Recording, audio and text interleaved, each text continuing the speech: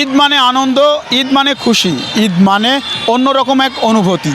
তাই তো ঈদের আনন্দ ভাগাভাগি করতে ঝিনাইদহের মহেশপুরে যে বিনোদন কেন্দ্রগুলো রয়েছে সেখানে কিন্তু দর্শনার্থীরা ভিড় জমিয়েছে। আমি এখন দাঁড়িয়ে আছি ঝিনাইদহের সীমান্তবর্তী উপজেলা মহেশপুরের এশিয়ার বৃহত্তম বীজ উৎপাদন খামার দত্তনগর কুশাডাঙ্গা যে ঐতিহাসিক বটতলা রয়েছে সেই বটতলায়, এবং আমরা দেখতে পাচ্ছি যে বিভিন্ন বয়সের বিভিন্ন জায়গা থেকে মানুষ কিন্তু এখানে আসছেন এবং ঈদের যে আনন্দ সেটি কিন্তু তারা উপভোগ করছেন।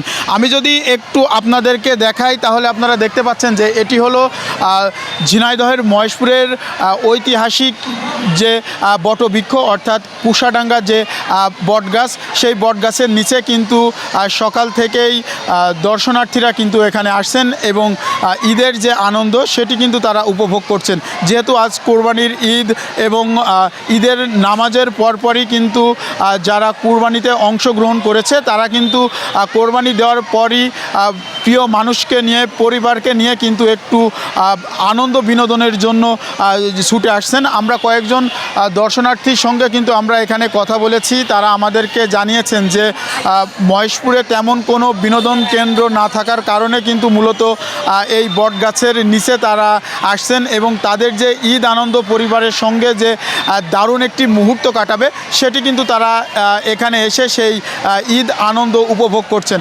আমরা এখানে দেখেছি যে বিভিন্ন জায়গা থেকে বিভিন্ন বয়সের মানুষ কিন্তু এখানে এসেছেন।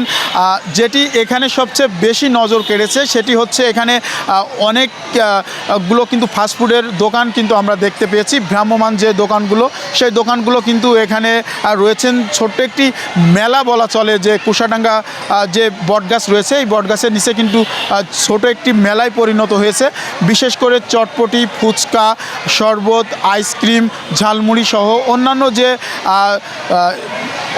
অস্থায়ী যে দোকানগুলো রয়েছে সেই দোকানগুলো কিন্তু এখানে এসেছেন। আমরা কয়েকজন দর্শনার্থীদের সঙ্গে কথা বলেছি, এখানে যারা বিক্রেতা রয়েছে তাদের সঙ্গে কথা বলেছি। তারা আমাদেরকে জানিয়েছেন যে ঈদ এবং বিভিন্ন উৎসবের সময় কিন্তু মানুষ একটু বিনোদন পাওয়ার জন্যই মূলত এই বটবৃক্ষের নিচে আসছেন এবং তাদের যে আনন্দ সেটি কিন্তু তারা উপভোগ করছেন।